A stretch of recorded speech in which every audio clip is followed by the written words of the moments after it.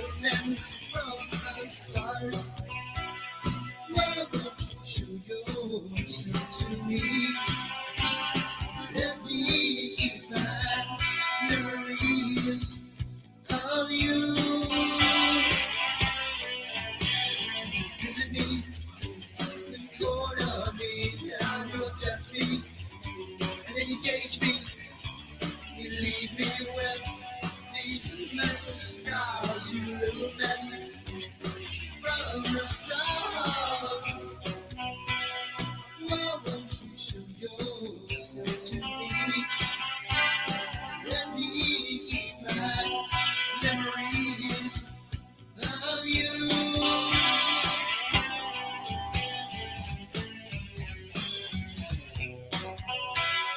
Why won't you show yourself to me? Let me keep my memories of you.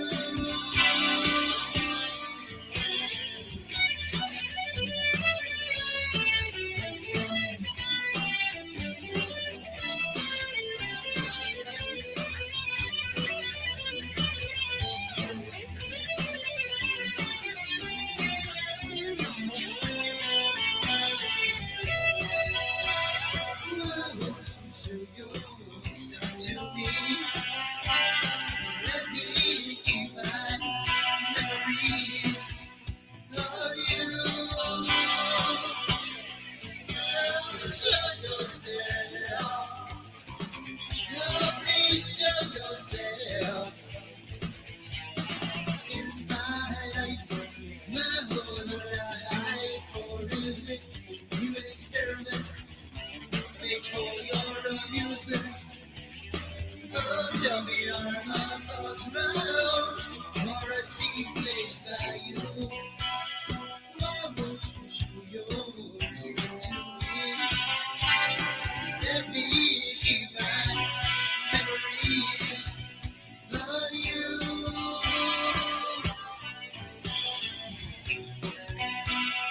Why won't you show yourself to me? Let me keep my memories of you.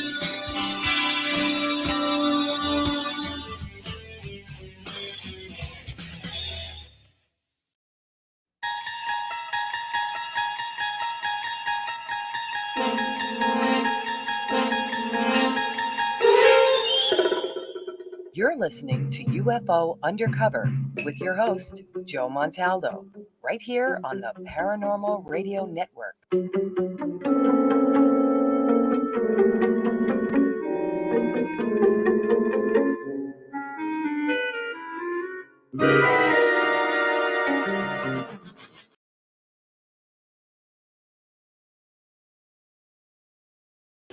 Oh, gee, we went through that fast. Hello, everyone. We don't usually open with that song, but we did tonight. It's usually the closing song, but it's open tonight, so we opened with it. It was written for this show a long time ago. I mean, well, technically, it was written for this show, but we were still doing Wake Up USA as this show was being developed. Yeah, it was called Wake Up USA, a UFO study. It was on Stardust Radio. I think they still exist. Jeffrey was my producer. He was the owner of the network. It's 1060. Oh, it'll come to me, but well, he, if you know where Captain Kirk was born, then that's where the radio station is. It was an AM station, and that's where it was based out of. And it was weird because, we had hosted a support group for people who had weird experiences on it. It's called UFO Alien Phenomena, and it had been around for a while. We had started out on Yahoo, and Yahoo was kind of crazy. It got a little crazy there after a while, between the bots and all kind of other craziness running on. So we ran across Fire Talk, but as we did, they were going out of business, and Pal Talk was taking over. So we got a Pal Talk chat room. They were giving all these free advertisements out tonight, where we found that you had a lot of control over the room, but a lot of people who we had on Yahoo didn't want to come. And one of the biggest bitches was because it was blue. I was like, what do you mean because it's blue? What the hell does that matter? As long as everything works, I mean, you had control over your rooms. But anyway, it took I don't know, 6 or 7 years to get everybody from the other group to that group to move over there with us. And then, of course, while they were moving, we were building an even bigger group. But it was insane. So we got the Pal Talk group going, and we were over there every night. There was admins there 24/7. People were always talking to somebody. Anybody who had an experience or something weird that had happened to it could come in and share or talk to one of the directors or one of the, we had a couple people there just for talking with people who have had problems. And we had places where you could talk to different directors and stuff like that. So it would just help people out. They had somewhere to go that they weren't going to be laughed at or picked on. But anyway, so we're hosting this room, and I was hosting along with a couple of friends of mine, and November Hanson, DeAndrew, rest in peace, Jason Wilson, a couple of others that we were over there working. If I missed you, Joyce and Pat and a few others, Gia and I forget his name now, but there was just a bunch of us over there talking, and every night we would talk and we would talk and we would talk, and these conversations would be going. We were doing research, and it was very disjointed at the time. It was before ICOR formed, and it was very strange. And then one night, this guy comes in and says, "Hey, I have a show called Wake Up USA, a UFO study." And he said, "I've had multiple UFO hosts, and he had some pretty big names before me on the show." And I was like, and he said, "Would you like to host?" And I was like, "Nope." That was my answer. I was like, "Nope." And then a couple weeks goes by. He comes by. We're in the middle of it's like a 5-hour chat. And he comes and he said, "I've been listening to you. So you could easily do 2 hours. Easily. You need to come do this." And it's like, "No, dude, I know nothing about real radio. I've never been on terrestrial radio, other than maybe one or two call-ins or something like that, or a guest appearance somewhere." But I was like, "No." So then he started coming to the chat room on a regular basis on the Stardust Radio. He was always in there. He's hanging out with us. So finally, he wore me down after about 6 months or a year. He says, "Look, let's try this." So very first, because I didn't do guest acquisitions, he did. So very first guest he lines me up with is Jerry Black. Jerry Black at the time was anti-Golf Breeze. We had just come through Golf Breeze and went through all the evidence. So it was an argument the whole show. The whole entire show was an argument. I mean, the whole show was. We argued the whole show about this, that, and the other thing, but I enjoyed it.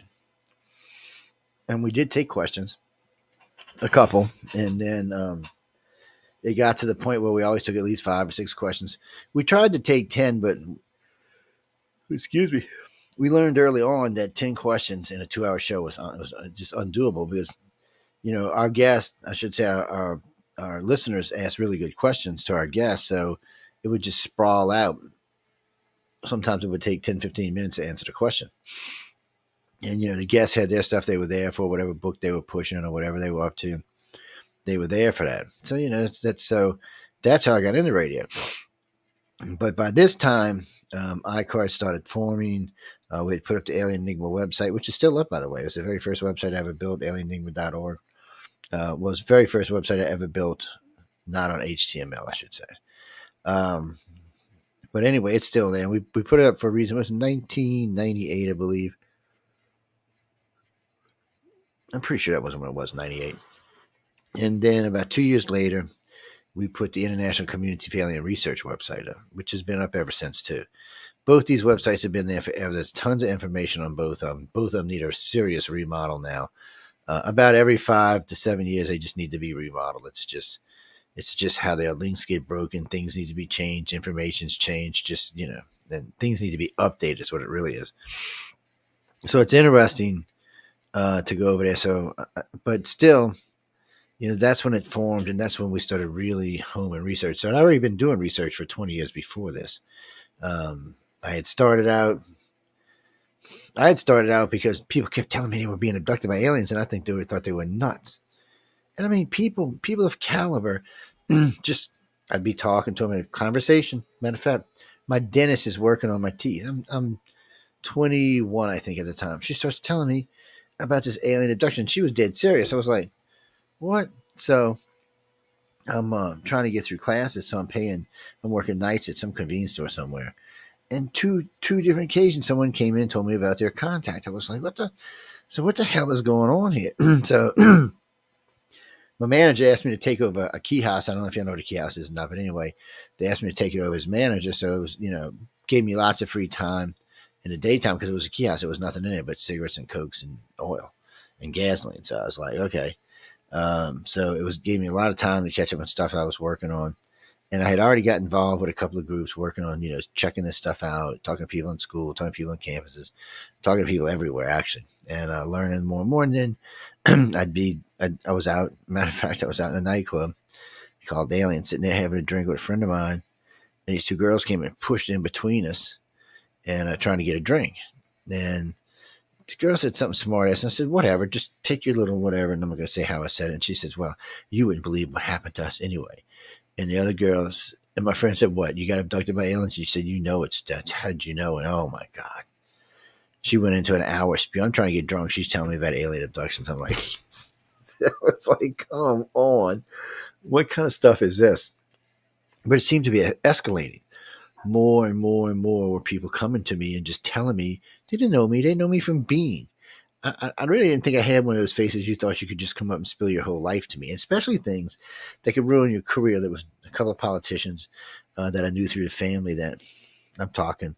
Matter of fact, Miss Carol, who was my dentist, told one of the ladies who was a politician that she had told me, and that I didn't freak out. So we had a dinner party. I'm 22, looking hot, 22, and I didn't have to throw that in there. Why not?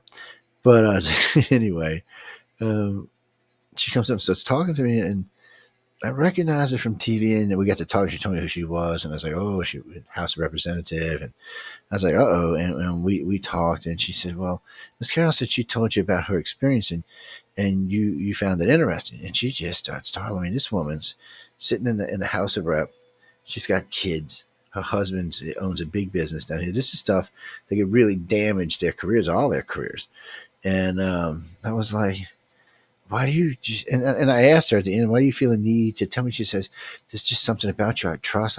It's like you need to know. And I was like, I need to know. And it still didn't dawn on me. It was a dumbass.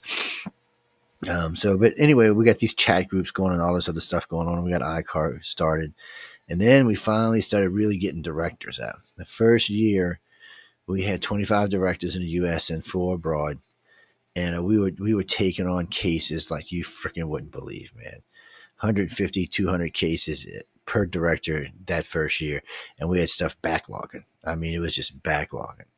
And then you see, and so then I got with my friend in November, and we rearranged the site because, when the questionnaire was short and was very specific, people would do it, but some of them were lying because some of this stuff had been talked about in public. So that was cutting into a lot of our time. So what we did is we made this questionnaire. They ran between 75 and 125 questionnaires. And a couple of places in there, we asked that you gave a recollection of your own, of your own memory, type it in yourself and put it in there. Well, most people who are going to fake it aren't going to take the time to do it. They're just not. So that helps us. And it also gave us a lot more detail to work with as the caseload started to come in. Second year, we had a few more directors. I think we added about another 10 directors, but the caseload had jumped up to at least 500 per director. Now, each director had helpers and stuff like that, but it was a lot. It was a lot coming in. And then a friend of mine down in Brazil calls me up. He goes, Joe, I hear you doing this, blah, blah, blah, blah, blah, blah, blah, blah, blah, blah. I said, well, dude, I didn't. What? He said, man, we're going to be ICAR Brazil for you. I'm like, what are you talking about? He said, yeah, we just did a 5,000 case study on human type aliens and their interactions with people down here, because it seemed to be very prominent in certain places of South America. And we know that from the Naskins, but it was strange. It was just strange for him to call like that. So, all of a sudden here comes an additional 5,000 cases, already been investigated cases that we all wanted to put into the database and be able to read and use and choose from. So as this is going on, so the first 10 years, we accumulated a massive amount of data, a massive amount. There was over 30,000 cases, close to about 37,000 cases, because by then Madrid had come in. They also had about 5,700 cases they brought in with them. And so, that was 10,000 cases right there. Between some of the side groups and all, was close to 20,000 that they had brought in, plus what ICAR research is now, that by then we were about 125 people around the world looking at this, and directors. There was more than that, and people helping out. and we were just getting stuff. And when we really sat down and did the real first abduction criteria, which was about 10 years in, we had one we had done with MUFON. Yeah, because I was with MUFON for a while. And I actually liked Walt Anders, but MUFON was just, man, it was like the black hole of Calcutta. Whatever we sent never came back, and we rarely ever got a response from anything. We're doing hardcore research, a lot of time, a lot of money, and it was like crickets. You're like, what the hell? What do you mean crickets? And it was disenchanting. As one of my friends wrote on my website, I was just like, well, this is bullshit. So I got with all the directors I knew at the time, and we found all the abduction cases we could find worldwide, which was probably about 12,000, but most of those, at least 6,000, were bullshit. The other 5,000, we went through and we did a comparative list. What was the same in each case, or was there similarities in each case? And you'd be surprised how many similarities there are in alien abduction. So we went through all of this, and that was our first set of abduction criteria. We've done it again since then, but there's a lot of stuff. There's just a lot of stuff. So, and Jeremy, I'm going to get to that in just a minute. So, this is stuff that we've learned, by cumulative research and working with organizations and other groups. Now, the U.S. government, unfortunately, doesn't have that option. Most of us don't keep our databases. Matter of fact, with the exception of MUFON, every other group that I've worked with does not keep their mainframe online. You can't access it from the internet. And when it is online, they have a select date. Now they do it, and you have to have a special CD mailed out to you with it's like 128-bit encryption or something that you have to use, and that's the only time you can use it. And that's just to upload your data and download whatever you're looking for, do a quick search or whatever you're looking for, and they monitor it strict.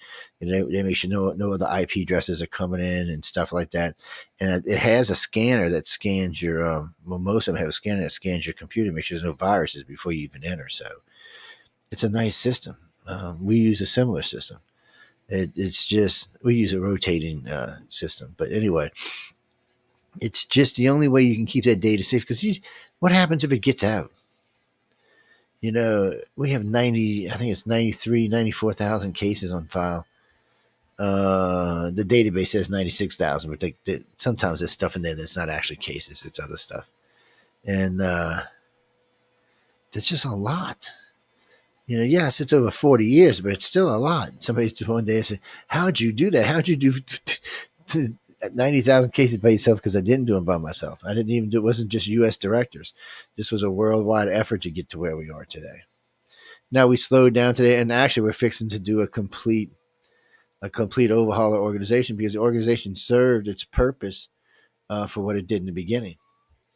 But it's no longer needed for that anymore. We've moved past that. That data is now correlated and accumulated, and we know what it's for. We know what's going on with that stuff.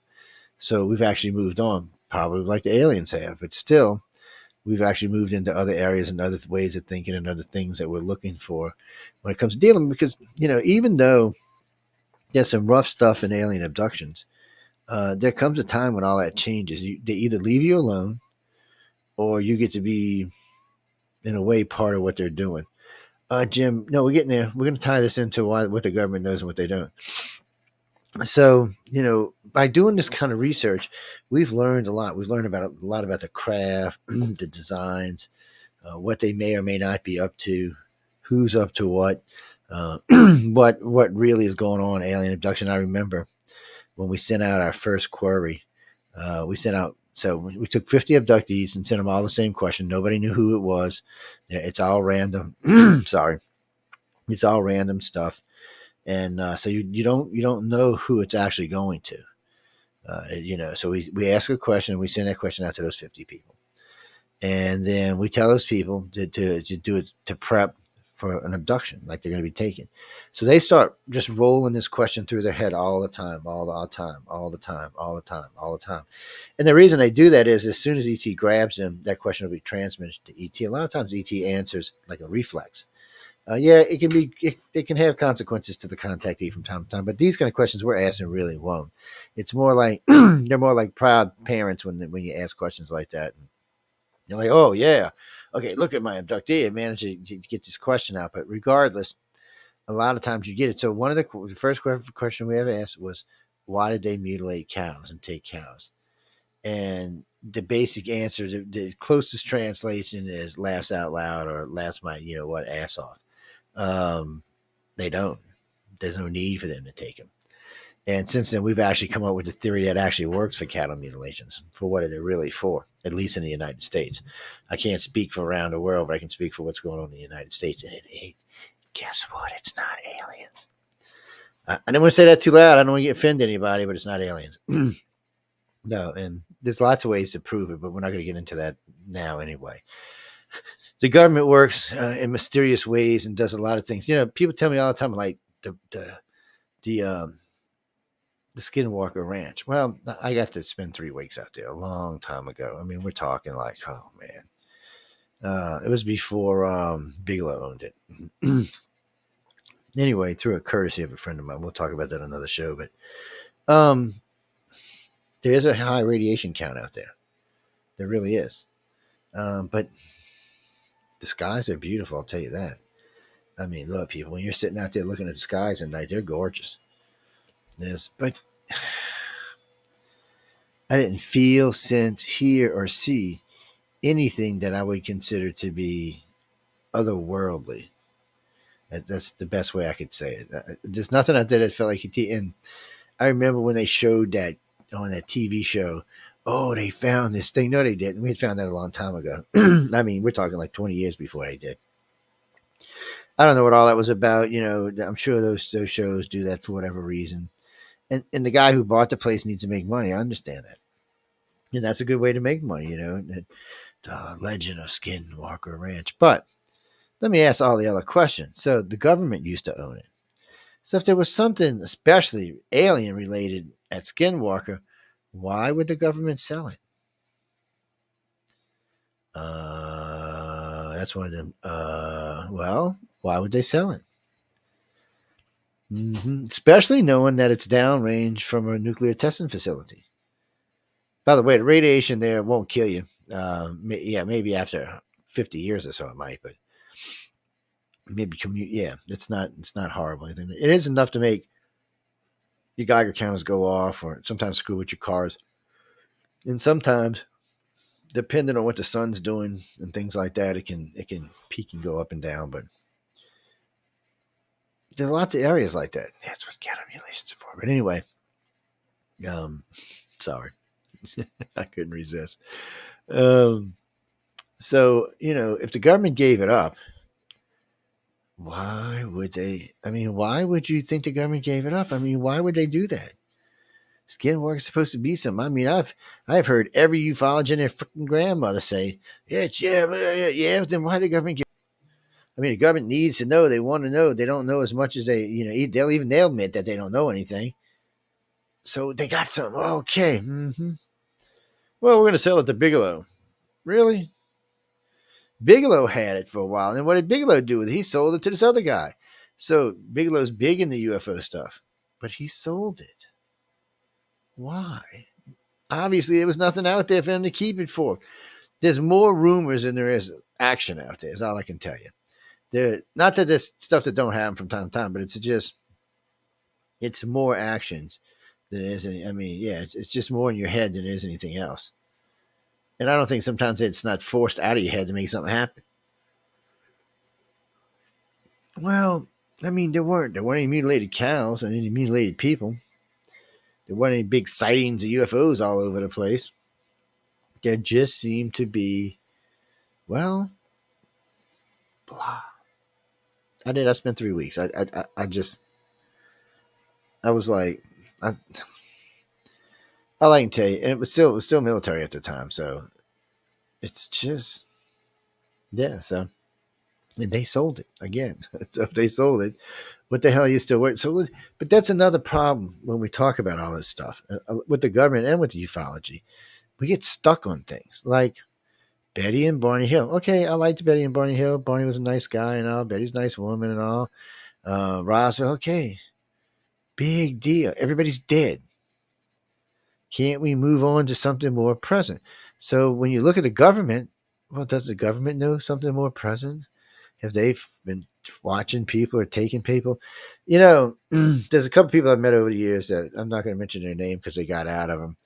out of the field now. And the one was the very first military abductee I've ever met that was in the military. I know of more than one, by the way, but she was the very first one. She had put up, I think her website is still up. I can't remember the name of him. Somebody else took it over.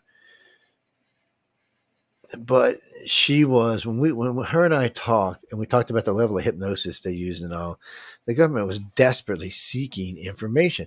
The problem is for the everyday contactee or abductee, they didn't have any information. Just other than what was being done to them, they just didn't have any information to give the government. So the government was kind of screwed.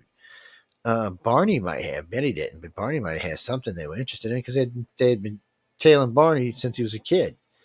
Yeah, I guarantee you that when they came in from Canada that day, that was an alien. That was a military abduction. That wasn't an alien abduction. Everything points to a military abduction. Oh, they get mad when I talk about it, but that's another point. The government went out of their way to set this whole thing up to take this gentleman to see what exactly happened to him while he was in Canada, and for some reason, nobody could figure it out. It was scary. But it was just a scary thing in itself. And then they couldn't even get directions back from Canada back to the United States. They got lost. And what I mean by that is when they stopped to ask direction, one saw a black cop, and one saw a white Irishman, redheaded white Irishman. Yeah, I mean, come on, how can you look at a black gentleman? I think Barney said he was like 6'1", 6'2", and she described a lily white, redheaded Irishman somewhere around 5'5". I mean, it's I've done that once when I was drunk, but other than that, I just don't get it. So it was that's classic alien abduction 101. And when they were asked about the hotel they stayed in, they couldn't remember the name of the hotel, and they swore they had breakfast that morning across the street, and they could not remember the name of the restaurant or the hotel where they were watching from across the street. And then later that day, of course, they misinterpreted the offices. Yeah, they had already been taken. This was just a cover measure. Might have even been a wake up. It might have been a wake up memory, but it was something that they'd already been taken. So when they put him back, the government knew. I mean, the government, like I said, had been tailing Barney since he was knee high to a pup, and they got him. He came back in the United States. They waited for him to get back in U.S. territory. They took him. They did whatever they were going to do. I mean, when you hear him in his own words talking about what happened to him and her original words, not the stuff that ufology helped her to change, but the stuff she said originally, buddy, swinging doors, pull down maps, pull out drawers. No way, that's not alien technology. No freaking way, no how. And then they both described the gentleman in black shoes, black pants, black shirts, and black duckbill hats. I mean, this is classic. I mean, half of our military and special forces use this. Even Homeland Security and the ranges, everybody uses this. I mean, it's just a classic thing they use. And then later they describe people who sounded like they were from the Center for Disease Control. And a lot of the way the stuff that was taken, different kind of fluid samples, different kind of skin samples, hair samples. I'd never heard of an alien abduction like this before. I've never heard of an alien abduction where you walked up the stairs. Not like that in any way. So I was taken back, man. And then a friend of mine got hold of all the original hypnosis tapes. They were made they were in some file sharing thing somewhere online. He got them for me, and he sent me like 10 or 12, might even been more than that, AM and FM shows that Barney and Betty went and did. Now their stories changed a little throughout. Barney's never did. Betty's changed along the line, but Barney was definitely the contactee of the abductee. I mean, he'd been having mental issues his whole life. It was just something he couldn't deal with. And then, and they were singled out. I mean, think about it. They had a colonel living with him. This guy was a postman. You know what a colonel is? A colonel in the colonel is as close to a general as you can get without actually being a general. They're way up there. They run bases. They run things. They're like I mean, they're just way up there, and they usually don't hang around with people like that. And then not only that, he knew two other colonels besides them. This guy never served. So he knew two other colonels besides the guy who was living with him. They lived right up the street from the base. And then they got invited to the White House because he was a postman. And he got invited to the White House for dinner. him and his wife. And remember, they were a biracial couple at the time.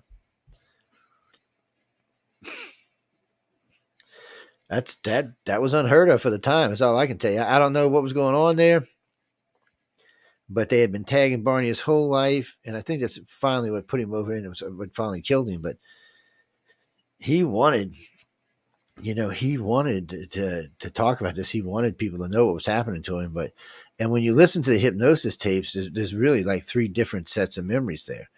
So there's the memories of what actually happened, and when he describes it, in the memories, it's much different. He talks about this being. He talks about things going on, and then later on, you hear him talk about what sounds like a military cover memory, and then his ordinary memory from the day of the event.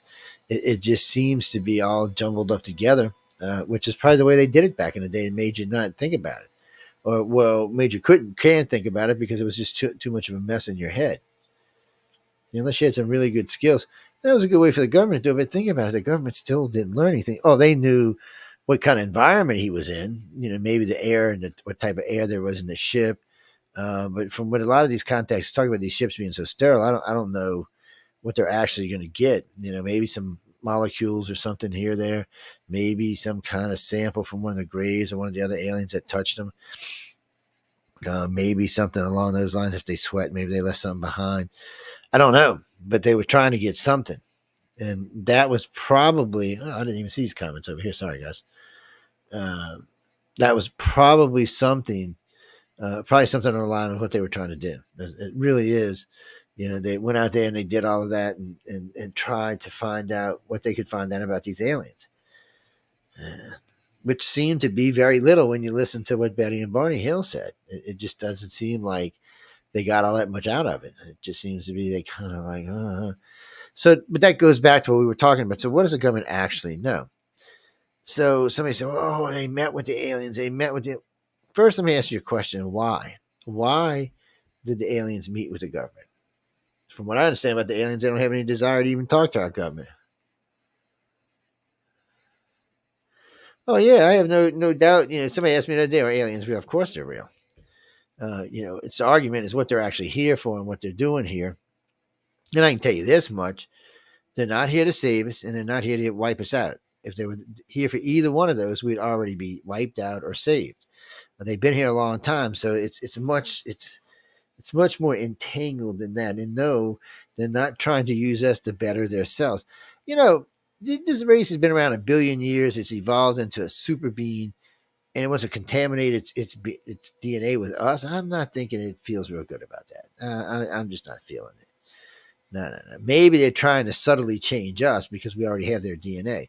We have the reptilians and human alien DNA probably have some gray now. So, they may be trying to alter us a little bit at a time, slowly but surely, because they can't really like interfere. But how do you screw around with our DNA? But that's not considered interference. But if you give us technology to feed us, that's interfering. Yeah, it's the moral high ground of extraterrestrials. It's just going to be a little on the weird side. But again, that takes you back to what does the government know? So the government don't know where they are, or they'd watch them. They'd be watching them all the time. Obviously, a lot of these flare cameras you see, they have no idea what they're looking at. And Bobby, some of them might be drones. I mean, drones are pretty sophisticated now, but and they can fly in formation and stuff in groups. So, I mean, anything can be done with that. And I'm sure there are people out there trying to hoax it, but trained pilots should know the difference. But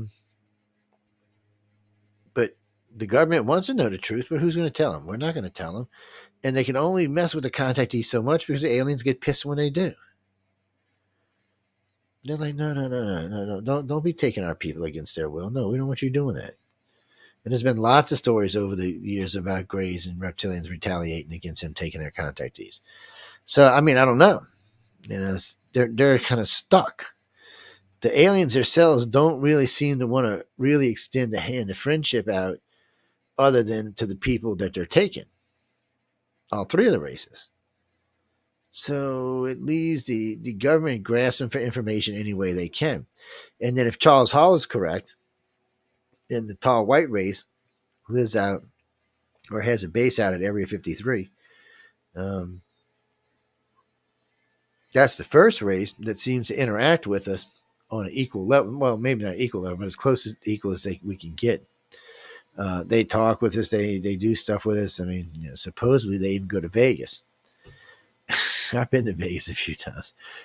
If I ever see a tall white in Vegas, first thing I'm going to do is take my camera out and take about 50 shots. Mm-hmm. Well, there's nothing wrong with. Okay, when I first got in this field way back in the day, coming out, it's like being gay. I mean, you're coming out of the closet when you come out of being an abductee. Now today, it's not as bad. I mean, being gay is not as bad as being an abductee. When you come out as an abductee or a contactee, man, you can face all kind of ridicule. You can even lose your job, especially if you post it on your Facebook pages or places like that or that are public. Your boss could go, "Oh, well, you think aliens are probing you, so you got to get out of here." No, we can't have that kind of miss craziness in our thing. So yeah, it's dangerous. It's still dangerous today. Even it's different for me. Somebody asked me the other day how I deal with it because I own my own businesses, and my customers are interested in price than they are in what I'm probing. Yeah, or being probed by. Yeah, exactly. But they don't really care about that. There's a couple of them ask questions every once in a while, but for the most part, and they know I do other stuff besides this. They know I have other interests, and I also am into politics, and I do interest in, and I do interviews with people like that. But the government wants to know more. I mean, they really do. It's like as a friend of mine, I like to talk about Bitcoin with because it just drives her insane. And this reminds me of the girl from Doctor Who. But the thing of it is all of this is leading somewhere. The way these abductions happen, the way they seem to drive things in a direction, the way the government seems to respond to it. And for some reason, since the Obama government, the response has been different, not as much. It's almost like they lost part of their organization. I don't think Obama knew anything about it either. That's a bad part. Probably some bill they defunded, something they got into the Republicans with, or something they were using to fund it, and the Republicans cut it, or vice versa. The Democrats cut it. So it left them kind of vulnerable. So the government just doesn't really. I mean, they have some idea. They probably possess at least one craft that I know of, and that's only because ET wants them to have it. Well, if they didn't want them to have it, they'd just come take it. What are we going to do? Shoot a nuke at them? They'll just melt it. Nah, you see, that's the thing. You're not going to stop them from. I mean, they take cars, they take people, they take things all the time. And every now and then, somebody goes missing. But when they go missing, missing. Everything, their car, their phone, their dog, everything goes missing. Well, there's lots of places that disappear people in the world. I'm not going to argue with that. But I don't think that's what this is.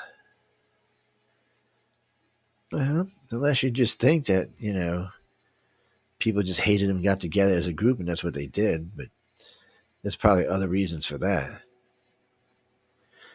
But again, the government asks questions all the time. The government's funded three private, slightly public programs that we know of. What it was what was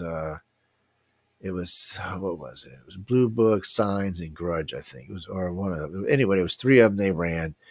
Each one was progressive of the other one. Still, in the end, the last one left 776 cases unexplained.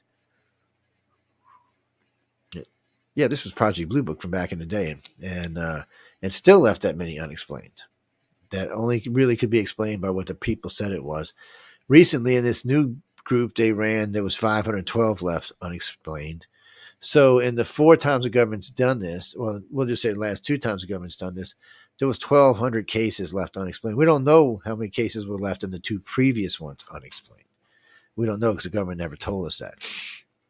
But you would probably think it was probably the same, at least the same amount. So even for the government, they got all these cases out that they can't explain, and they know it's not the Russians and the Chinese. They worry a little bit about the Russian drones building some, super fast, building some great drone technology or something like that that can freak us out and do all kind of stuff. I mean, they just built a hypersonic missile. Carly. Carly, iCarly, yeah. Don't ask me. Because America was sleeping, obviously. They let Russia get the jump on us. Little Russia don't even have any money. They come up with a hypersonic missile and we didn't have one. I'm just don't even know what to tell you. I could tell you this: if another president would have been president, we'd have probably had him. No, we're not even going to go what president it was. Oh, okay. You mean who would I consider the most ET friendly president? Oh, that's a tough one. We know Reagan believed in aliens. We know the Clintons believed in aliens. No ifs, ands, or buts about it. We're pretty sure that Daddy Bush did. I don't know what the hell Baby Bush believed in. Maybe Dick Cheney or Darth Cheney, as I prefer to call him. Maybe he had some idea, but they don't. First off, it's been a long time since they've told the Democratic president about what goes on at Area 51 or any extraterrestrial contact at all. I don't know why. For some reason, they haven't trusted them in a while. But the only Republicans and presidents that I'm pretty sure knew, I know Reagan knew, because Reagan was always out there talking about it. Oh, what would happen if alien race attacked? What would happen if alien race attacked? He mentioned this story quite often, and he's the guy who instituted Pine Gap, Star Wars, and HARP. I mean, he was getting ready for a war, which kind of bothers me a little bit. And then all of a sudden, next guy comes in. We're not even talking about it anymore. But the Clintons had a huge appetite for this stuff. They tried everything they could to get information on this, and they were told they didn't need to know. Bill said it on television more than one time. He's I'm president of the United States, and I was told I don't need to know. What the hell you mean I don't need to know? I'm president. But presidents are transitory. So they figure they don't need to know. Most you're going to be here is 8 years, and then you're gone. These colonels and generals have already been here 16 or 20 years. They're going to be here another 16 or 20 years. Well, after, whoever is gone. Oh, I don't think it's right, but it's how it works. Well, would you really want Barack Obama, George Bush, baby George Bush, and Joe Biden walking around with the secrets of our country? So that I'm just. Oh, wait, yeah, okay, all right. I know what you're talking about with the document scandal, but these presidents, I don't think they didn't feel could be trusted after they got out of the White House. I think that's what they felt like, that they couldn't. Well, they could be easily compromised, I guess is how they felt. I don't know why they felt that. I don't work for any of those alphabet agencies. Well, what you mean locally? The CIA? Okay, people get confused what these organizations do. So NSA is national security. That's for the United States, just like the FBI is. But the CIA is not really. They're really outside the country. That's what they really work on. Yeah, they're protecting us from foreign stuff and things like that. And there's a couple other agencies besides that.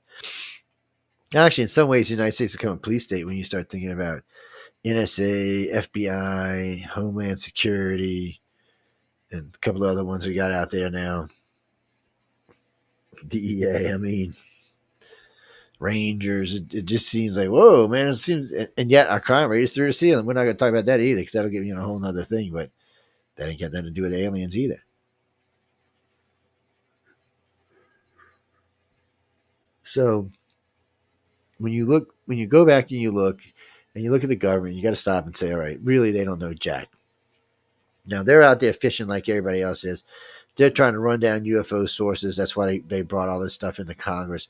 They're trying to track down people who might be legitimate contactees that might have legitimate information. And believe it or not, they have their own abduction criteria. If a person says X, X, X, and Y, Y, Y, and Z, Z, Z, and maybe a few other things, they'll pick them up because they feel like they really have true knowledge of what goes on aboard those ships. Now, I don't think the aliens care. As long as you're not trying to harm them to get information, I don't think the aliens care. But when you go to take that extra step and you feel the need to give them drugs or pain or whatever to retrieve that information. The aliens get quite nasty from what contactees say. Yeah, they will come remove their contactee. They don't. That's a big no. No, no, no, no. Only they can abduct them. They don't really go for that other things. But then there's the handoff cases, which weird me out, like Travis Walton. Travis Walton was obviously a handoff case. Whitley Strieber was obviously a handoff case. Handoff cases is where the person is taken one place, given to the government returns them at another place. And sometimes, instead of being an overnight abduction or a couple hours abduction, it turns into being sometimes several days. Those are usually handoff cases. It's like last time I interviewed Travis Walton, I asked him about the end of the event where the people were in the white suits, and I said, "Did they speak?" He said, "Yeah, they spoke English, so they weren't telepathic," which suggested right off the bat they weren't aliens. And when him and I got to talking about it, more and more, it just sounded like some people from the CDC making sure you're not going to contaminate anybody in our country because you have been on a spacecraft other than ours for several days. So I can see their cautiousness and wanting to do this. So in some ways, I think in those kind of ways they've established things with the aliens, but mostly the aliens don't care. Aliens have already told everybody they want to tell. Everybody who's being abducted, as far as they're concerned, has been told. As far as the other 6.5 billion people on the planet, they don't care. I hate to say it this way, but y'all are cannon fodder. That's what y'all are. Virus fodder. COVID might even been a dry run for what they're planning. Well, in all fairness, I don't think it has anything to do with the aliens. I think they know something's coming. Some type of great extinction, just like the 5 before us.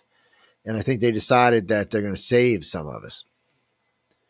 Enough of us to start a couple of new colonies and even bring some back here whenever whatever happens.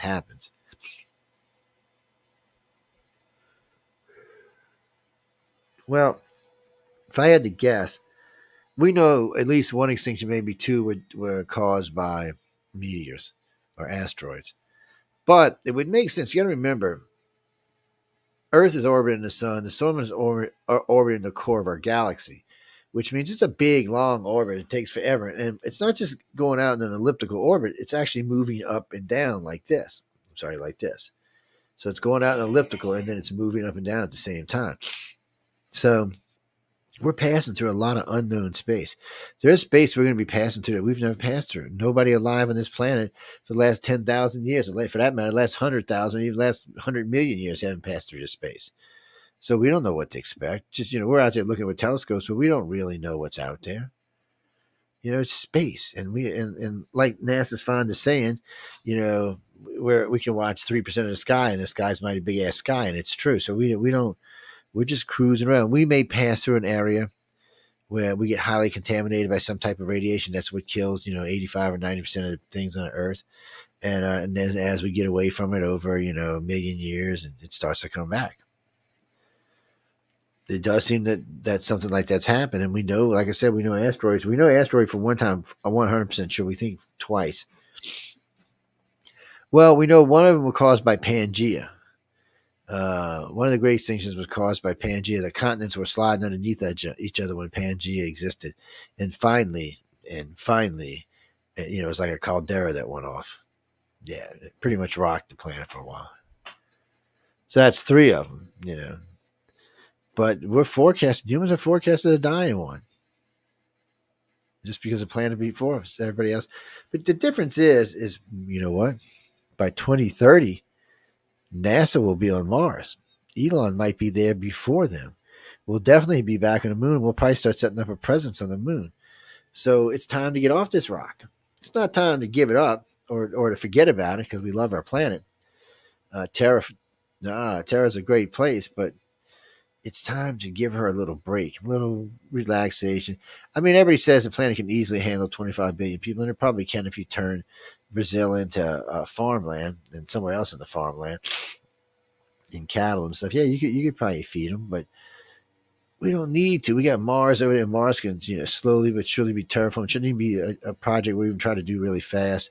As we learn, what really on Mars, what they really need to do first is thicken the atmosphere to raise the pressure so we can walk around without having to wear suits well, all we need is a breathing apparatus. That's how they really need to do that. That's the best way to start off with, and then worry about making it oxygen.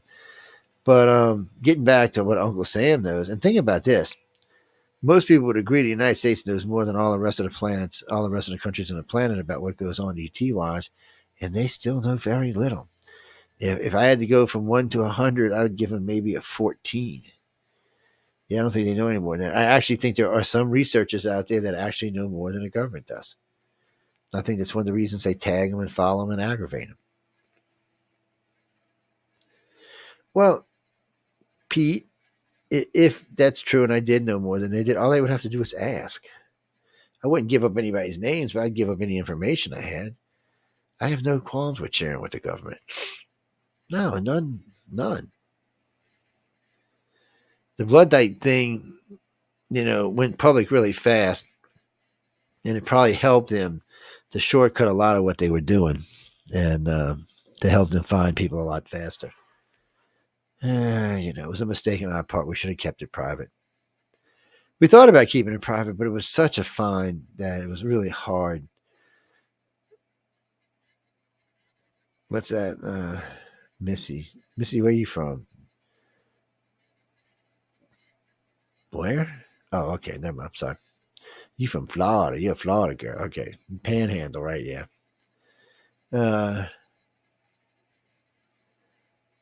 Well, the aliens just feel, they're doing what they're doing. They have their agendas. Well, agendas, and they're doing what they're doing.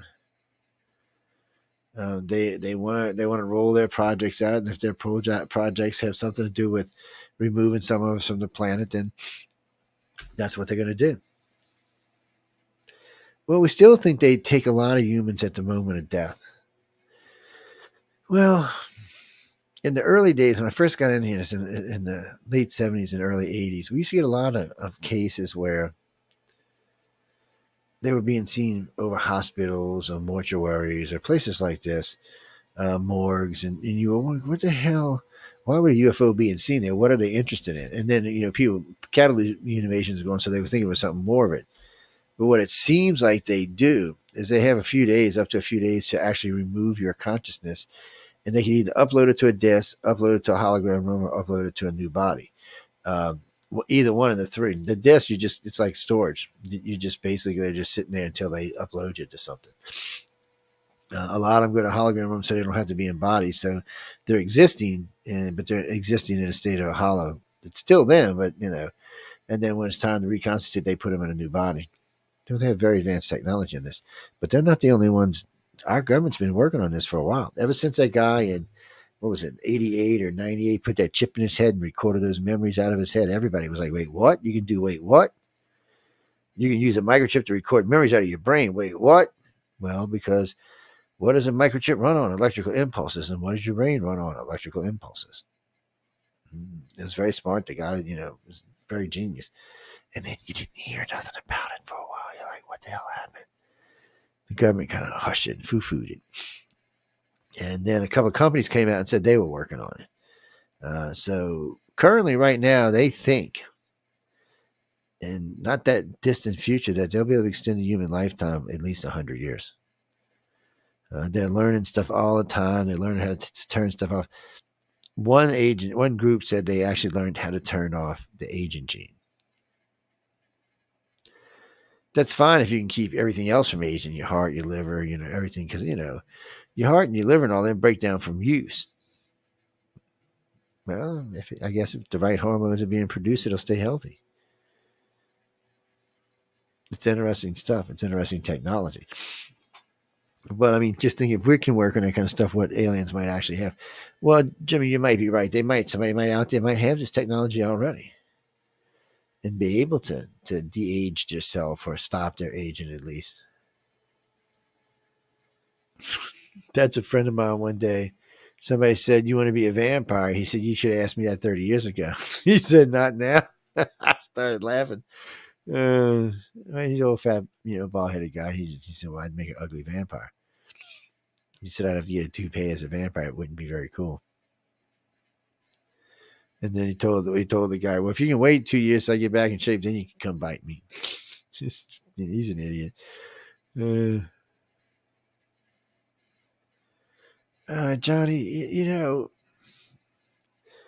the government's got agencies that deal with this, but that's another problem. They're so compartmentalized, nobody knows what the hell's going on.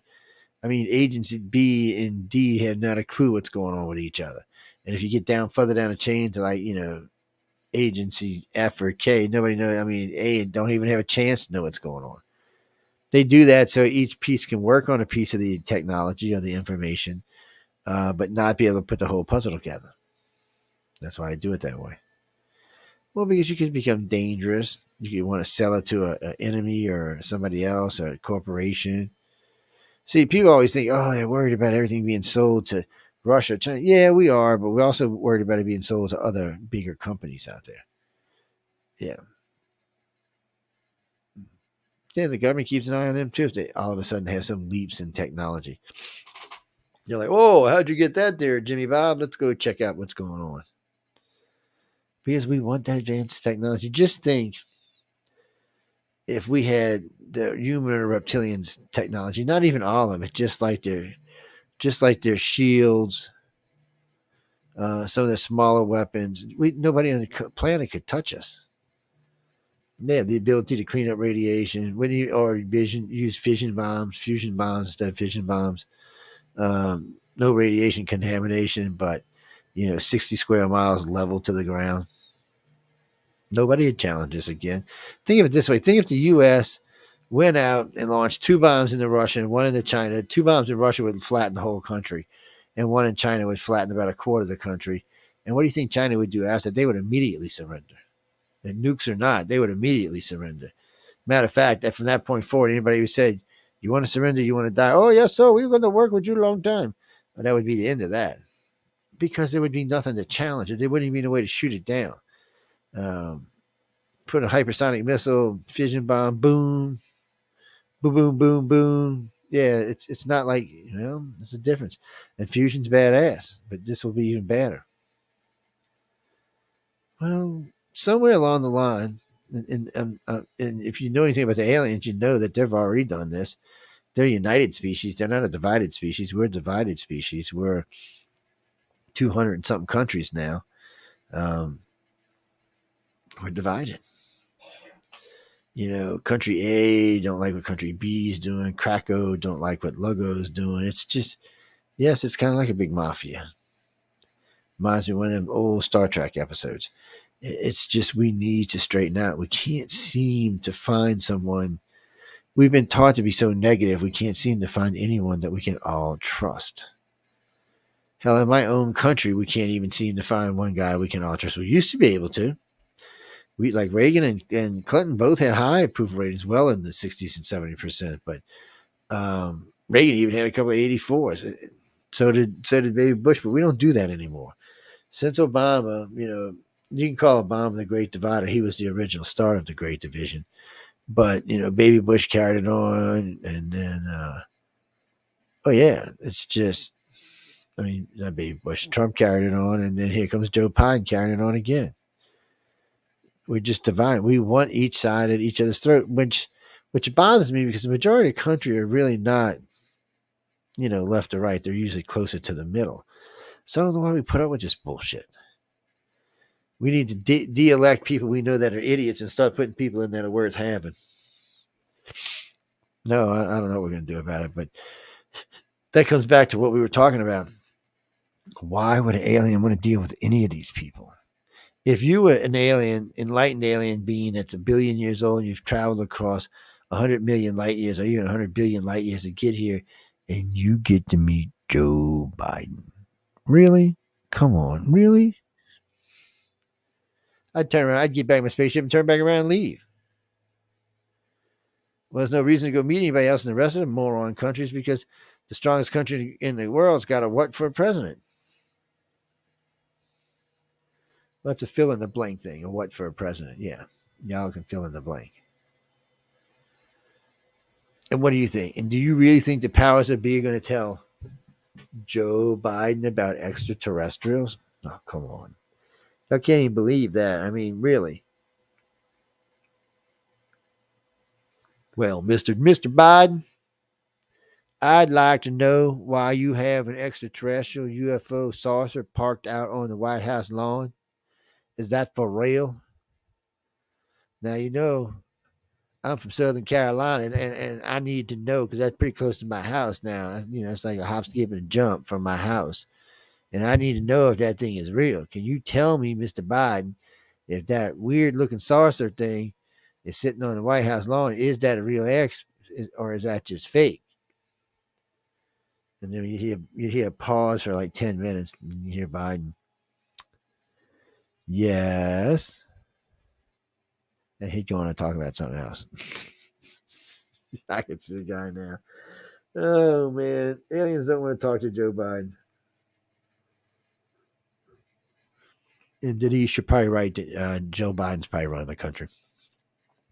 Or at least trying to run the country. The aliens just don't have a need to talk to anybody else. They don't, our governments, prove themselves to be pieces of crap every day. Not just our government, but everybody's government does. And, they can't be trusted. They're backstabbing evil SOBs. And why would an alien race who's, that old and that sentient, why would they even want to do it? So it keeps the government's information very limited. Even when they get their hands on a craft and can backwards engineer it, they can only go so far because some of the technology is still beyond anything we have, or the materials needed to be made, the materials we need to make this, we don't have.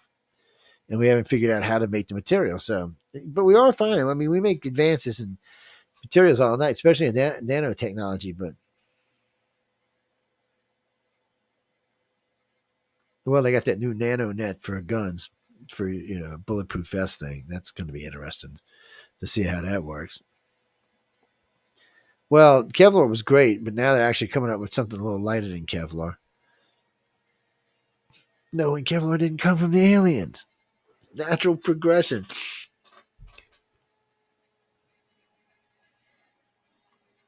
So, what if the computer came from the aliens? Would that not have changed our destiny and our future? Because without them, we may not have invented this type of computer. And we might not have all this freedom we have today for everybody to be equal. Matter of fact, just before I came on tonight, I was watching The Rock. He was on TikTok selling booze, by the way. And he was getting a little buzz, and he was talking about his life and getting a little buzz. Now, I was thinking that anybody from anywhere in the world can go sit in there and text to him and talk to him. That's a game changer for the world. Or you can get on TikTok and maybe even get more listeners and followers than him, even though he's a world famous star. So it changes the way, especially since COVID, it changes the way we look at the world. Social media just in general is something that has changed the world. Brenda, what do you mean? What do I use? I use really. I use Instagram, Facebook, LinkedIn, and Twitter. And I don't really use Twitter much, but I do use it. Well, they told me it wouldn't let me have my pages back, so I gave them the big fat bird. Yeah. I don't know. We had a couple of good pages over there. Well over 100,000. They're like, nope, you can't have them back. Screw you, buddy. I was like, why not, sir? I said, Elon, I love you, man. No, not so much, Elon. I don't know.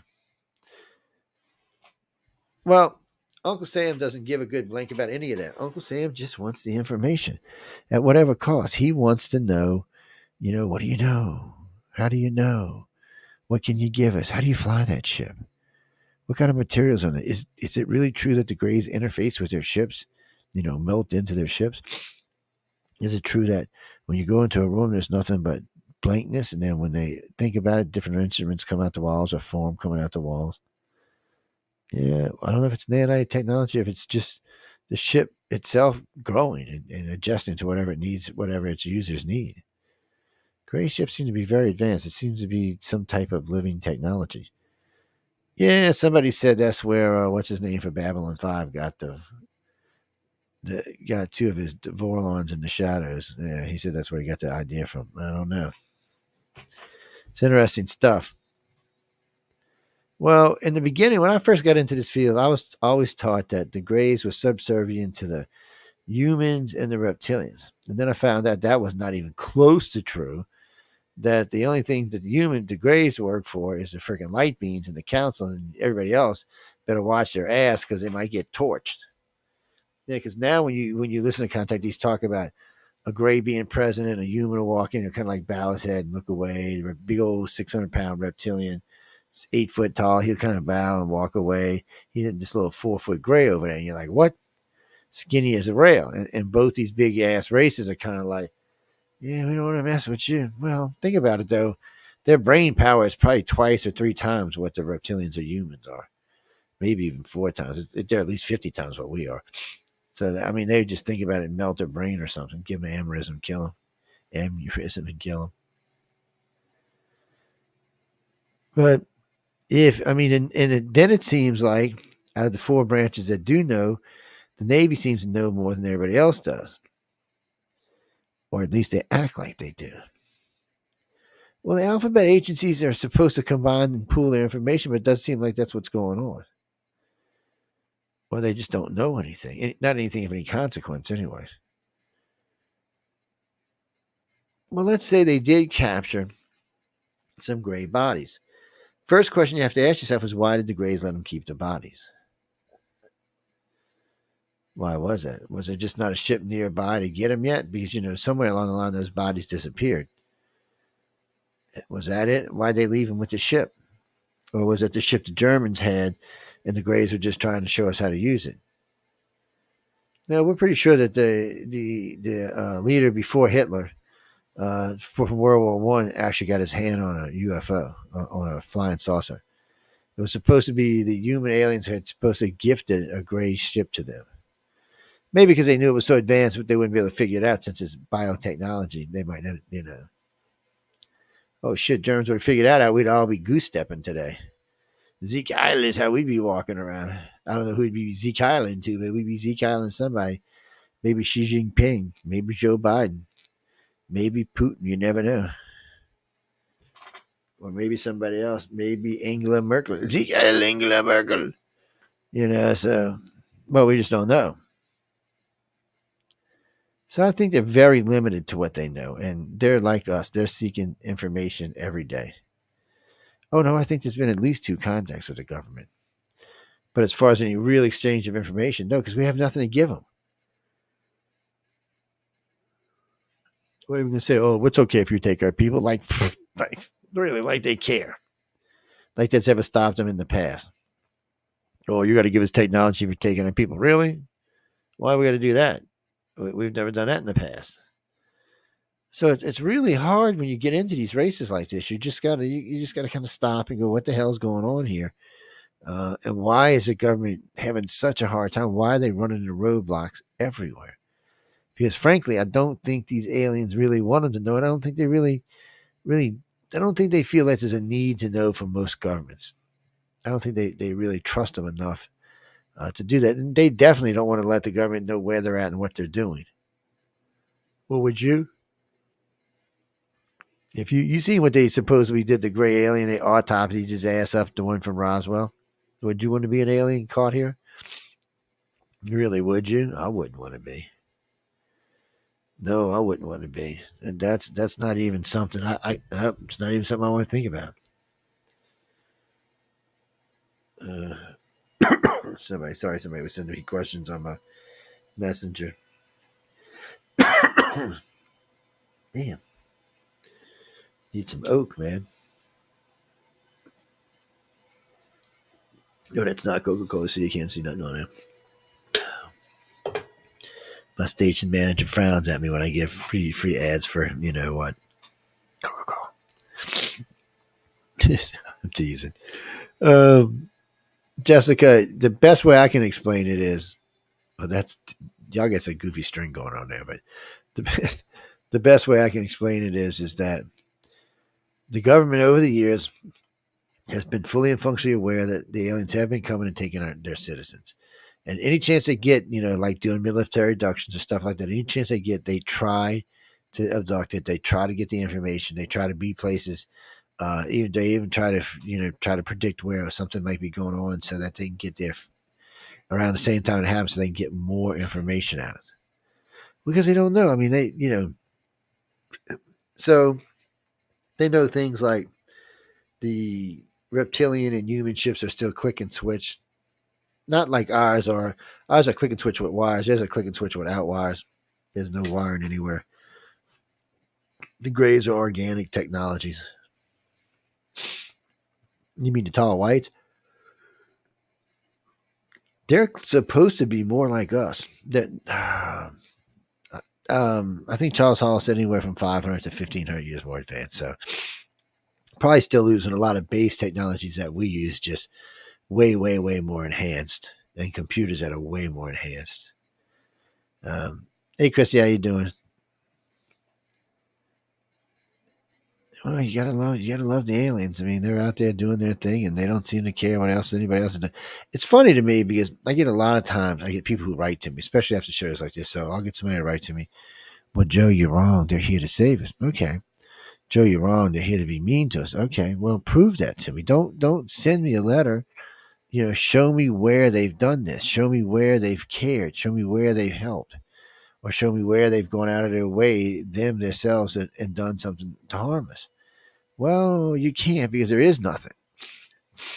The When you look around our planet, obviously there's nobody helping us right now because we are a bunch of effing morons, and that's as politely as I can put it. And as far as disasters wiping us out, it doesn't look like any disasters or anything other than man-made because we don't need anybody to help us out to wipe shit out. We seem to be walking a little fine balance here, and that's where we are. And yeah, I'm sure the races would like to see us go one way or the other, but we don't seem to want to go anywhere but where we are. It's like we like walking the fence or something. As humans, it just seems something we want to do. Well, that's mainly because I think most contactees know in their soul and their heart that and their families are safe, and the rest of the world is probably screwed. One of the things they talk about is the Holocaust dreams. I can't tell you how many contactees have had the Holocaust dream. At least a third of all of them that we know of have had this dream. And this is a dream. It's somewhere in the future of just groups of humans out there, enhanced humans out helping to find contactees that have not made it to whatever ship or wherever location is that they're leaving from. And I don't know why they're having to do this, but they're having to go find these people. Um, you hear this, and you do hear about them being enhanced humans, but you also hear them like, so one lady said, I'm driving through the town. The stoplight comes on. I'm like, what do you mean? There's nobody here now. Nothing. All the street lights and all work, and just the freaking stoplight comes on. I'm like, well, I can just run the light. And she said, well, I stopped. And when she looked over, she noticed that, there was something in the window like a face. So she got out the car, and they all got out the car and walked over to the window. And the window immediately addressed her and knew who she was and what was going on. So this is another thing. The window also knew the other so-called two people who were there that she didn't know, and it also addressed them. It was an ad. It was an AI ad, is what it was. That's what they predicted. Now, we've had facial recognition software to could sell you stuff, but there's a thing about it that the governments, not just our government, most governments don't want it to happen. Most people are against it. Even most humans are against it. I mean, we get tagged enough. And I never understand this. You go buy something and then you get ads for it for the next 6 weeks. Really? I just bought that. Why are you sending me ads for that? Why don't you send me ads for something else?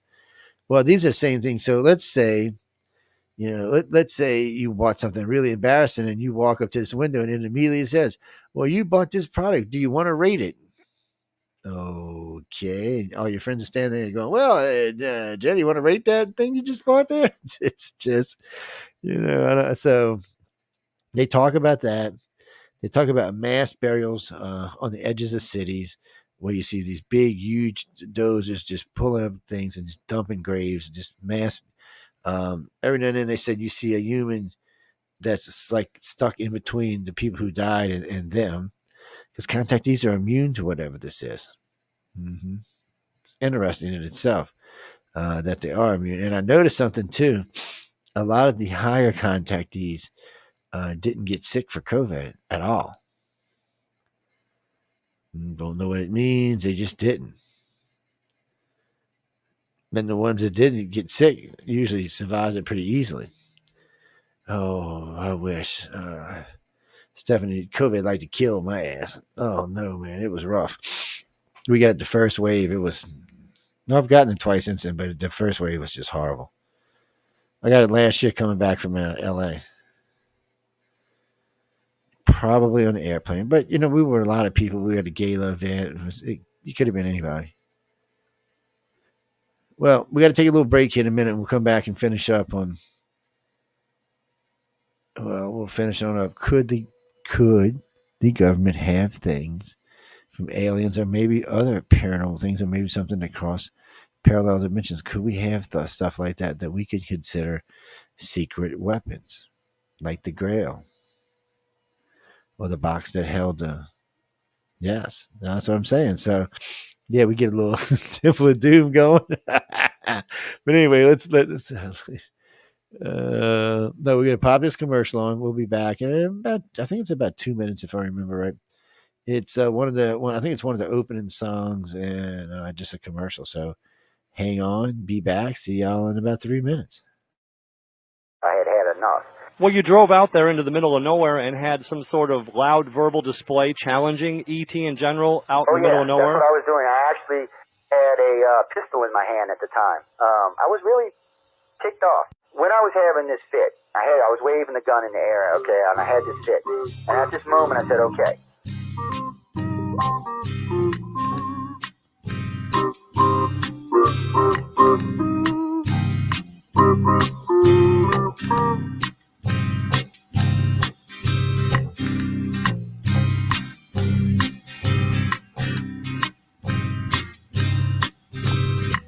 He was a Louisiana man named Montaldo. Folks around called him Six Gun Joe. Worked with ICAR, don't you know? Investigating UFOs. Out for a drive with a gal one night, they stopped to check out the reporting site. When an alien lit right there on the ground, he commenced to throwing his weight around. Now, old Six Gun didn't take too kindly to that kind of thing, especially without Vaseline or anything like that, seriously. Well, Six Gun looked that critter right in the eye and said, "Any last wish before you die?" Yo, reached for his gun, quick as a twitch, and said, "Fill your claw, you son of a bitch." Now a legend spread across the land about this pistol-waving man. But if you're from space or from Earth below, you don't give no lip to Six Gun Joe.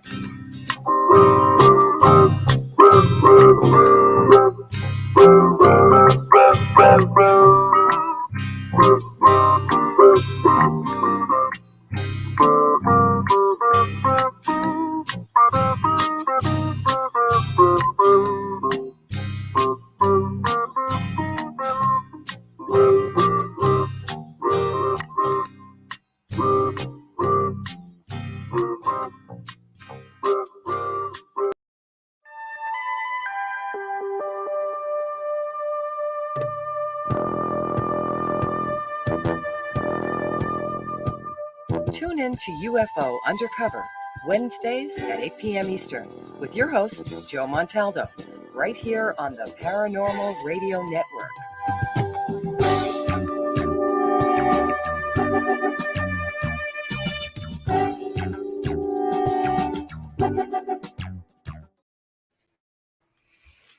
Hello, and welcome back, people.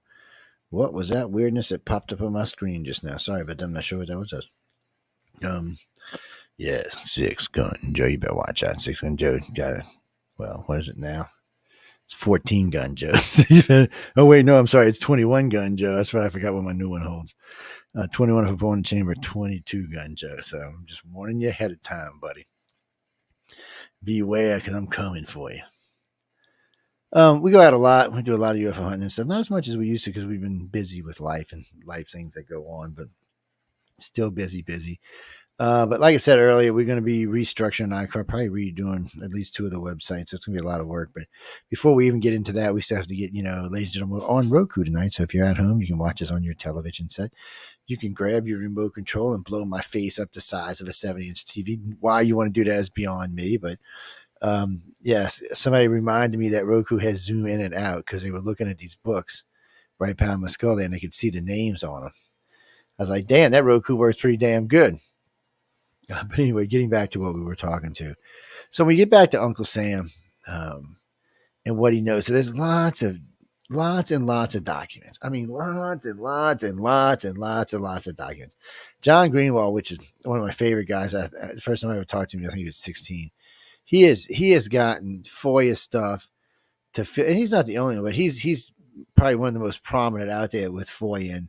But there's been a lot of other people in the field that's done a lot of FOIA, but it's always the same result: redaction, redaction, redaction, redaction, redaction, redaction. So you get, oh, your UFO seen, and then nothing but black.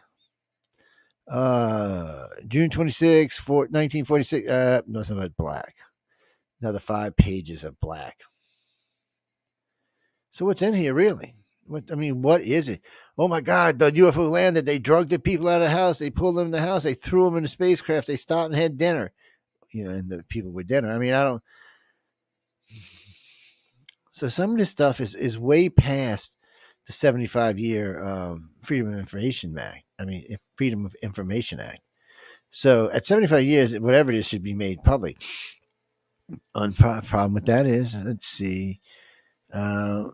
Oh no, Kennedy hasn't made the 75 years yet. No, he was assassinated in 1963 in November. He's 60. It was only that was 60 years ago. Yeah, he hasn't made the 75 mark yet. No. There's lots of other stuff that has. Oh, yes, there has. No. What do you mean Betty and Barney Hill? As far as I know, nothing was redacted by the government for Betty and Barney Hill. I just didn't understand why Barney had so many military contacts. It just didn't make any sense to me. He was just a postal clerk. I guess he made his friends in school or something. Sometimes you make friends you keep for life, and maybe that's what happened here.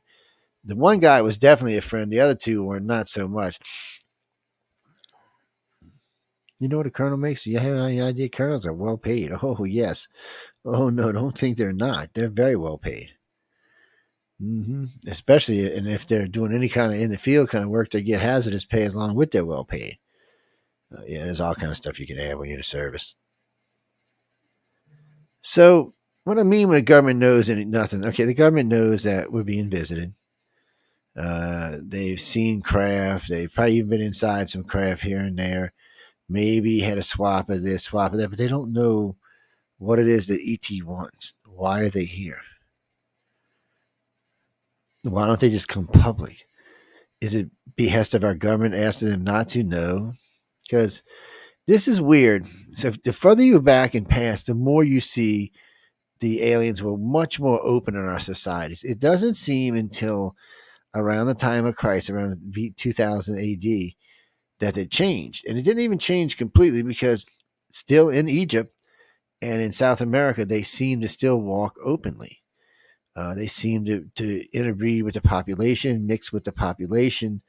They seem to just, be in there. Remember, Central America and South America blood type is 98% O. So there was something definitely went on down there that was weird. Something funky monkey went on down there. So, these groups seem to be kind of offset from everything else on the planet. What do you mean? Are they aliens? No, but we know that the aliens after the birth of Christ were still playing God in these areas. But that eventually faded away. Well, you mean put a date on it? Probably conquistadors when they came over and when they found the gold. When they came, yeah, that was probably it. But it's still weird though, because the Spaniards interbred with a lot of people. There was raping and pillaging going on, babies being born, but yet the blood type is still 98% O. You can't tell me all those conquistadors that came over were all O. I'm not going to believe that. Unless they actually, where was the actual raid? If it was in North America, Mexico, somewhere else, that might be different. No, North America, all of North America, which is Mexico, Canada, United States. That's the main ones. No, why is it every show? Mexico is in North America. Yes, I'm sorry. I didn't make it that way, but it's in North America. And if you don't believe me, just type in North America Treaty Pact and you'll see who's there. Or just type in where does Canada? Is it North America? Yes, it is. I mean Canada. Sorry, Mexico. We all know Canada's in North America. Oh yes.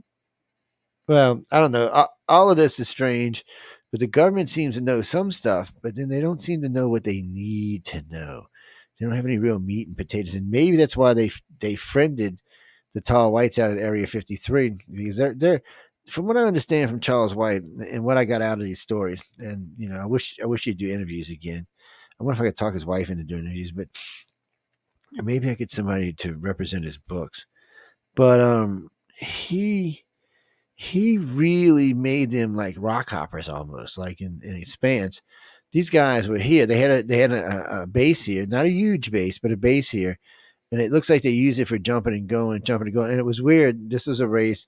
The older they got, the taller they got. So when you met the really really tall ones, they were pretty old. And when they got to be tall and frail, they were really really old. Don't ask me. That's just what I was told. I was told a lot about the tall whites. Oh yeah, I've learned a lot about them over the years, and I've learned other stuff since other people supposedly have met them. Yeah, but the Vegas stuff, and I've said this before. I even gave Charles Hall some shit about the Vegas stuff. The problem for me is okay. To date, for I can't speak for any other organization but us. We had 2 state troopers that contacted us who said they seen him, like 4 taxi cab drivers, um, 1 limousine driver. I'm sorry, 2 limousine drivers who drove him around. The taxi cab drivers were just sitting in the thing waiting when they got out. Yeah, sitting on the thing waiting to pick up a fare and before Uber. Yeah, that's funny. Okay. But so the limo drivers remember very distinctly talking to him, and they were told by the guys that were with them, which they referred to as men in black, even though they were in gray, or whatever color it was. They said, do not talk to them. You're not allowed to talk to them. They're foreign dignitaries. More like Lurch's family came in to visit, but still, they went out and they ate and they drank and they gambled. Well, the smaller ones, were only like 6.5, 7 feet. They were tall and with glasses and all on. You really couldn't tell what they really were with their hats and all on. Don't ask me. Charles Hall said they were cranky, had a bad disposition. If you insulted a kid that looked like you would hurt their kids, they would kill your ass. Yeah, he got in great details about them. But yet they had an operational base with our government, or still do, from what I heard, still do have an operational base with our government. Aliens at Area 51. Is that like the aliens at Dulcie? Y'all know that Dulcie shit is bullshit, right? I'm just being honest with y'all, it's bullshit. Yeah, somebody was smoking a pizza pipe. But I didn't say nothing. That must have been my alternative Joe snuck out there for a second. My inverted Joe. I'm sorry. No, I was thinking about. Oh, speaking of that, before we get out of here, I know we got a little while before we get out of here, but we're looking for people for doing banner design, promos, intros. We're not looking to pay anybody, but you're going to get a lot of free press, not just on the network, not just in the archives, but we're on Roku now, so you can put a banner up. We can even put one like in the corner so people can see it. Well, yeah, if you do banners for us or audio stuff, we'll just like this. Put your banner right here so people can see it. Different kind of thing, however you want to put it up there. Yeah. Ooh, yes. No, I don't keep one of mine up there. Nah, I don't. I don't feel the need. Oh, sorry about that. I don't. I don't feel the need to put mine. If I'm gonna put one up, it's gonna be a UPRN banner. Yeah, like this one. If I'm gonna put one up, but usually I don't. Well, because I like to sit kind of sideways like I do, so it would just be over my head, aggravating me. I have talked about that, and I've met a lot of people in government over the years. I mean, a lot of people. And I've heard a lot of different things. A lot of it turned out to be bullshit, but a lot of it didn't. And a lot of times I was given pervy information on where I should be looking or people I should be seeking or areas that may have something of interest. And a lot of them have paid off. I'm not going to lie. But I think part of it is, and I was talking with my son about this earlier today, or actually with a friend of mine about this earlier today. You know, I looked up in the Navy and got a really high security clearance. Really, really like unreasonably high security clearance. But somebody asked me one time, "Oh, you must know everything about aliens." As a matter of fact, I get this a lot.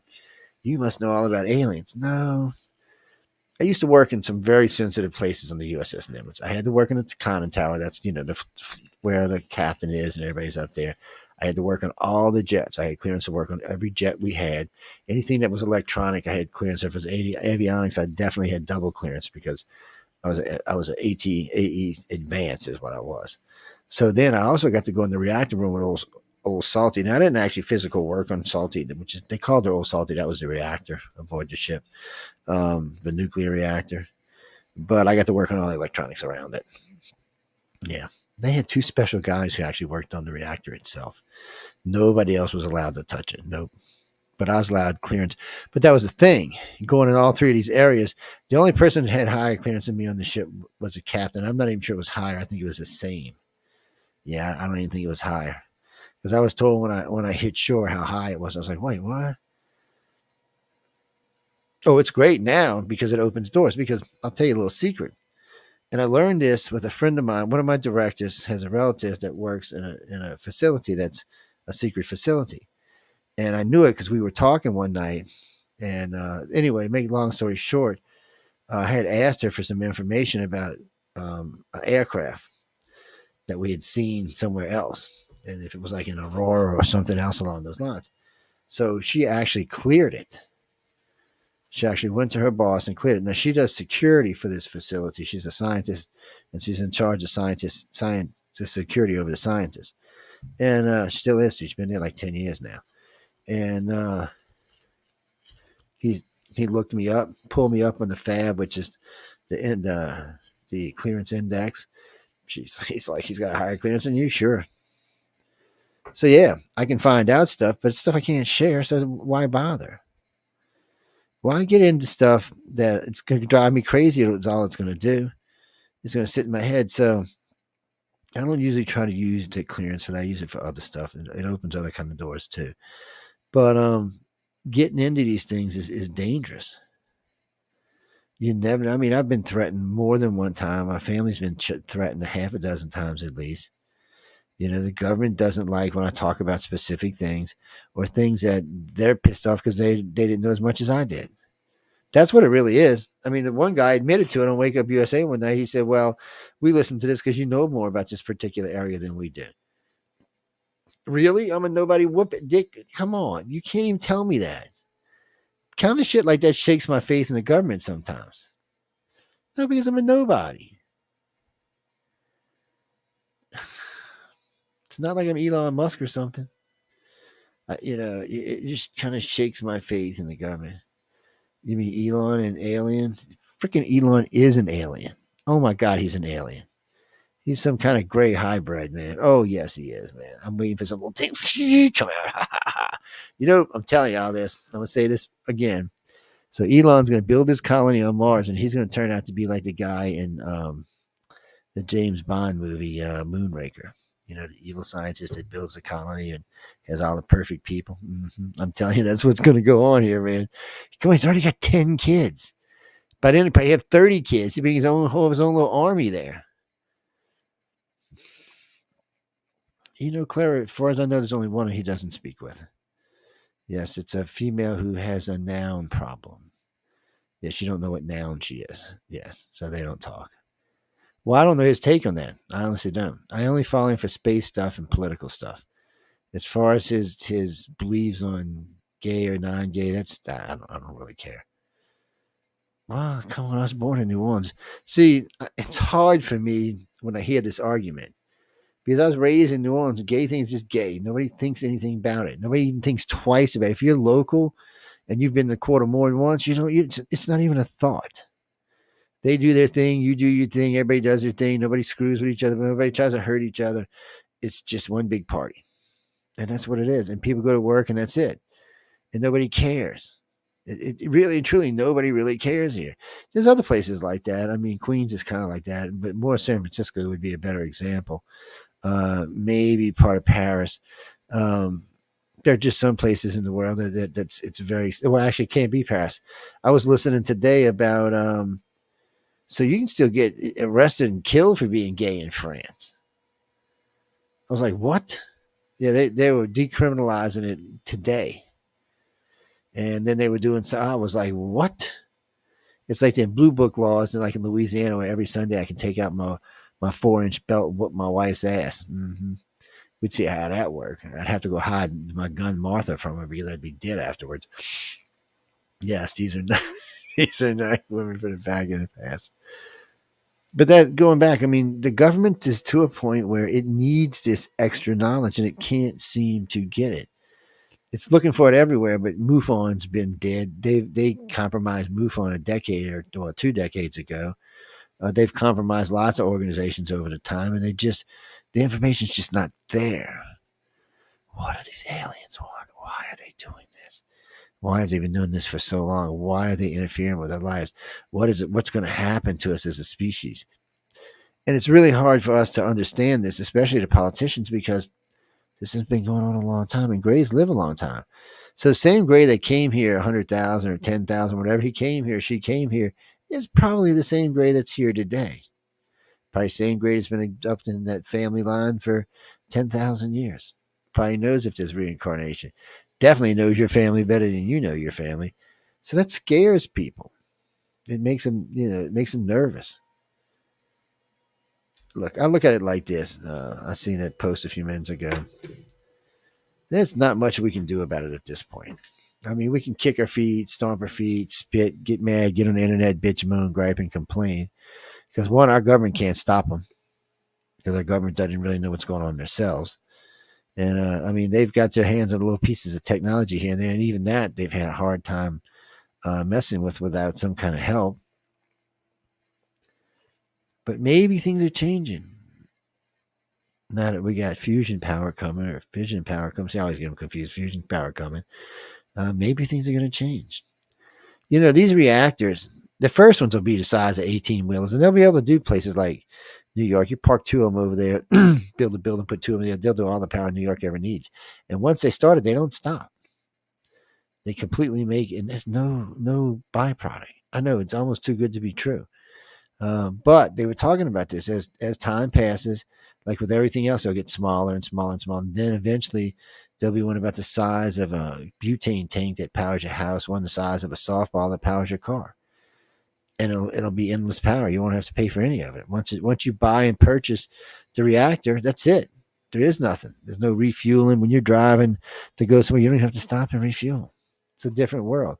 Because electric's just not it. I don't have anything against electric cars personally, but they're not it. They're one. I mean, most of them don't get more than 200, 250 miles, and then you got to charge them for anywhere from 20 minutes to 10 hours, depending on what kind of car it is. Really? So that would take six or 7 days to drive to California. That would be more and that's making sure if you take 10, I'm pretty sure there's a recharging station every so often. They got it on the map. But there was a spot there for a while between the other side of Austin and I forgot the New Mexico City where there was no charging stations. And a lot of these cars could barely either make it to the next. Some of them they were even worried couldn't make it to the next charging station. So, yeah, infrastructure's got to be there. So, what's happened to hydrogen? Remember, we were going to do hydrogen cars, which only pollute clean water. But we haven't done that either because of the infrastructure. Nobody wants a hydrogen station on their corner. But in the early turn of the century, nobody wanted a gas station on their corner because it was going to blow up and kill everybody. Yes, I know. But that's not really how it works. So hydrogen wouldn't do that. It's not, it's not how the whole system would work. But still, it didn't work. So I think the new reactors will be the way to go for everybody. And I don't know if I'll live to see it. There were 20 to 30 years before you really see the reactor roll out for smaller products. You'll probably 20 years, 15 or 20 years, they'll actually have big reactors, at least a dozen or so running in the country. Once these reactors start running, all these big power companies are going to go out of business because I don't know what they're going to do. A normal reactor site to run a city the size of New York will only need 5 to 8 people. Yeah, today they take hundreds. We're moving to a point like with these kind of things and self-driving cars and self-checking out and stuff like this. We're moving to a point where people there's going to be a lot of people unemployed because there's not going to be anything for them to do. So we're just going to give them free money and say, okay, here's a free house, and you can't do projects. We already know that doesn't work. So you got to move these people in and out of wherever. Maybe they'll become artists and stuff. Maybe they'll achieve something. I don't know, but that's where we're headed. And it kind of worries me a little bit. Yeah, it does.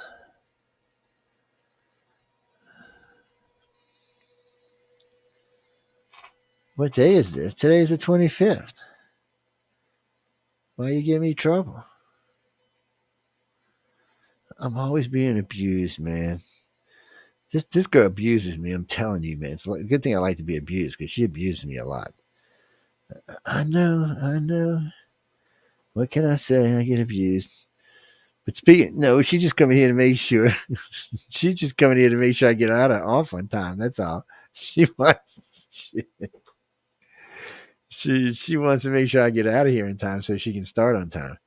It don't matter. Everything overlaps. Well, Roku doesn't. I forgot about that. It doesn't. So I have to be going for you to get on. I'm gonna stay an extra 20 minutes now. What y'all want to talk about, guys? And anybody got something, a little story they want to tell? Come in and talk us. Oh, you want to talk about Michelle? Oh, we got a story we can tell about Michelle. So I was picking on her about Roku and her friend that's in love with her. I tell her, no, I can't tell you. She'll hurt me. No, anyway, getting back to what we were talking about. What do you mean?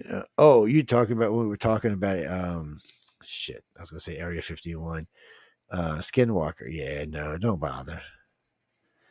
Well, like I said earlier, so the military owned it and they sold it. Bigelow owned it and then he sold it, and these guys are making some TV series out of it, but it's nothing ever happens. It kind of reminds me of Oak Island, where oh my god, I'm like, oh my god, how many times can we go? Oh my god, until we find something. So it's the same thing. No, I have nothing against any of the TV shows. I find them entertaining and fun, actually. It just sucks they never find anything. I'm waiting. Where's the gold? Where's the alien? I'm waiting to see something. Yes. Well, this government right now that's in power knows absolutely squat about aliens. The powers to be, the people who are outside the government, and they're not even men in black. I don't know what the hell they are. These are just a group of people who used to be high up in the government, colonels and generals and retired people from big companies. And these are all people that are involved in this. It's very compartmentalized, but they're trying to get to this. It's like the government. They work for the government technically because the government pays them, but they don't really work for the government because the government don't know who the hell they are or what's going on or anything else. And they know a little bit more about what's going on than the regular government does. I didn't make it the way there's two governments. It's not my fault. It's you know whose problem? Who caused it? Amelia Pisano. Write her and tell her, why in the hell did you cause this screw up with two governments? That's what you tell her. Yes, tell her Pink Short said to write to her. That's right. No, I'm serious. I need to write to her. Go on her messenger if you can get on her messenger. I don't know if she let you on it or not, but go on her Facebook page and spam her. Yes, that's what y'all need to do. Well, no, we only got a couple minutes left, and we got to get out of here. Just about 2 minutes, and we got to go. You mean follow me? The Outer Realm with Marcel DeRoche and Amelia Pisano. Yes, I like that whisper. Ladies, y'all better watch that. Knock you out. No, I was having a good time tonight. we won't get back to scripted until the end of February. And that's when I just script out whatever shows I'm doing. And guess probably not till the end of March. Yes. I got other things. I'm so busy right now. I don't want to schedule guests because my show is early now at 6:00. I don't want to schedule guests and not be able to get here. I just feel bad. I'd have to call Michelle and say you need to host my show.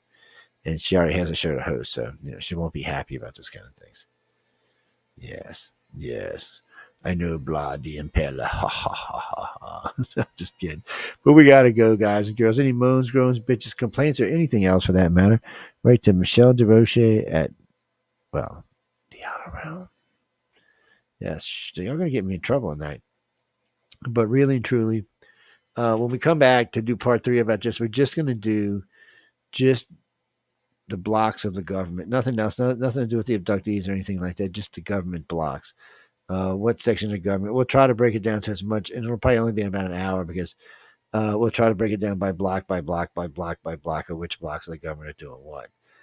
And why some departments that you would never think of are actually doing stuff.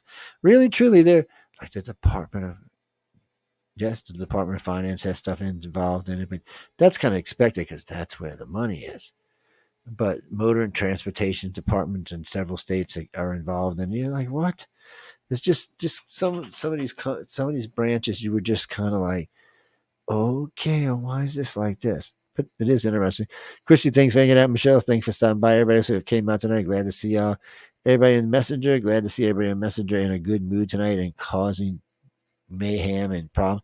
Y'all should apply for that commercial job. Let's cause mayhem. Yeah, the car insurance commercial job. Yes, I am the mayhem guy. What is it? Progressive, I think. Mm-hmm. One more question. I got to go quick because it's 7:57. You got to be kidding me. What do you expect the first time to be taken? One, you wouldn't remember the first time because you're probably a child. And two, save that question for next Wednesday and I'll answer it because we ain't got time. It'll take, just to make it coherent, it'll take 15 or at least 15 minutes.